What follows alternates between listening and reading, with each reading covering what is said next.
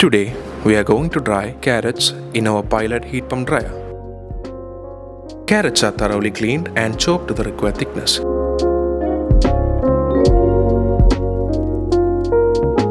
After that, the carrots are loaded in the trays and evenly spread to avoid stacking.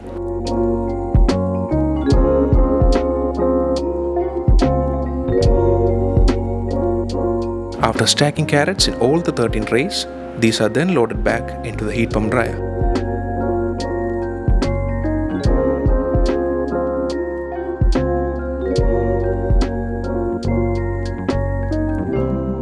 After setting the drying parameters, the drying process is activated. The casing of this model is made of stainless steel grade 420 and the inside layer is of stainless steel grade 304. The hot air is generated by extracting the heat energy that has been released at the condenser coil due to the condensation of vapor form of refrigerant to its liquid form.